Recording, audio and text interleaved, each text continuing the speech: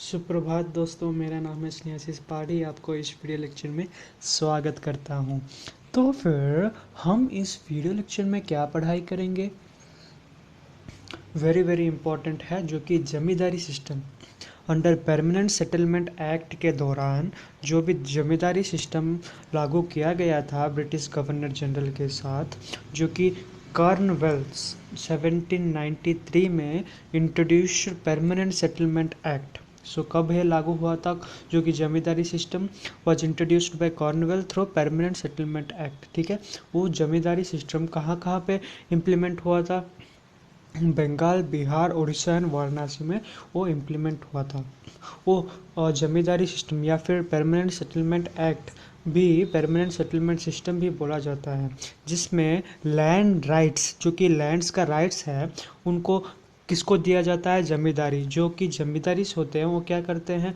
Rents from peasants, so collects rent from the peasant, जो कि loans collect करते हैं, इंटरेस्ट कलेक्ट करते हैं, वो सारा किसको देते हैं? कंपनीज को देते हैं।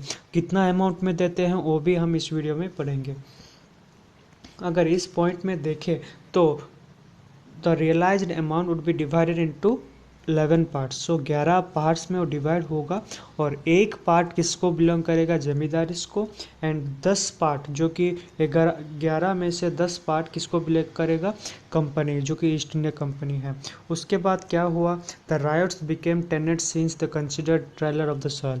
इसका मतलब ये है कि हमारा ही देश में आके हमारा ही भूमि लेके हमको ही पैसा नहीं देते हैं, तो इसी दौरान हमको क्या करना है? उनके विरोध आंदोलन करना है। सो रायोट्स, जो कि सेटलमेंट हुआ था। उसके बाद the settle took away the administrative and judicial function of the zamindars. ठीक है, वो सेटलमेंट क्या करता था? इट टुक अवे, सो जमींदारी का जो भी पावर होता था, एडमिनिस्ट्रेटिव एंड जुडिशियल फंक्शंस होता था, वो सारा वो सेटलमेंट ले गया था। So, under 1793, the function decide revenue disputes, including demands of the revenue, has been entrusted into the दीवानी अदालत। सो दीवानी अदालत के माध्यम से 1793 में जो भी डिस्प्यूट होता आ रहा था लैंड रेवेन्यू के बारे में, जमींदारी सिस्टम के बारे में, परमानेंट सेटलमेंट एक्ट के बारे में, वो सारा टू डिफ़िकल्टीज आउट ऑफ एरोजेस, जो कि टू डिफ़िकल्ट सिचुएशन जो कि अराइज हुआ था, को क्या है वो भी हम वीडियो में पढ़ेंगे इन डिटेल। आपको एक्सप्लेनेशन के साथ आपको दिलवा रहा हूँ। तो फिर आपको अच्छी लगी तो सब्सक्राइब कर देना, लाइक कर देना, शेयर कर देना। ठीक है। सो it leads to the increase of work before the अदालत and thus leads to the accumulation of undecided seats. So उसका मतलब यही है कि अदालत जो भी वर्क फ्लो में रिप्रेजेंट करता था, जो कि अदालत में हम रिप्रेजेंट करते थे हमारा डिफरेंट काइंड्स ऑफ प्रॉब्लम्स, वो क्या करता था? एंट्रस्ट कर देता था, मीन्स डिस्प्यूट्स को उतना ज़्यादा ध्यान नहीं रखता था। तो उसी दौरान क्या हुआ था?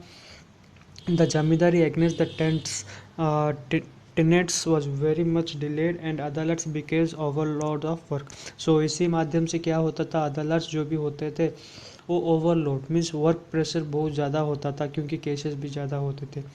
वही बहुत ज़्यादा इंपॉर्टेंट पॉइंट जो कि इसमें वीडियो में हम पढ़ाई किए हैं। तो फिर अगर देखें, the zamindari has much summary method to available them to realise their dues from the tenants and also move against their tenants to extreme directed process of अदालत। जो कि इसका मतलब यही है कि जो भी जमींदारी सिस्टम में अदालत होता था, वो टेनेट्स TENA एंड टेंट्स, जो कि रेंट्स होते हैं या फिर लोन्स होते हैं, जो कि इंटरेस्ट के साथ लेता था, उस ज़्यादा क्रूएलिटी दिखा रहे थे, जो कि मूव एग्नेस्ट एक्सट्रीम एंड्स को भी चले जाते थे।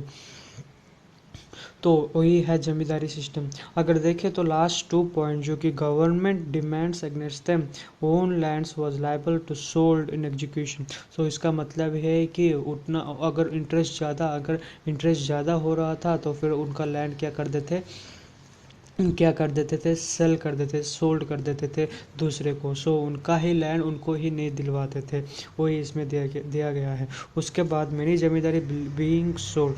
सो इससे क्या होता था? जमींदारी जो भी होते हैं वो सोल्ड हो जाते थे, और needs to meet matter to will justice close effect in private individual collaboration, the revenue adversely affect the became disparate take steps to right। इसका मतलब ये है कि जो भी जुडिशियल प्रोसेस है वो भी लैगिंग हो जाता था in the form of zamindari system. आशा करता हूँ कि आपको जमींदारी सिस्टम क्या है, उनका फ्लो, वर्क फ्लो क्या है, अदालत क्या है, वो सारा आपको समझ आ गया होगा। धन्यवाद।